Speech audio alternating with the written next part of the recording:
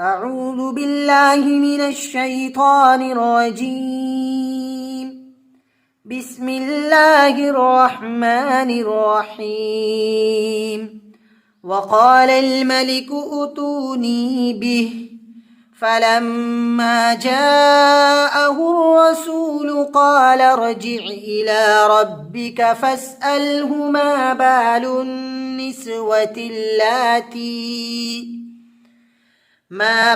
النسوة اللاتي قطعن أيديهن إن ربي بكيدهن عليم.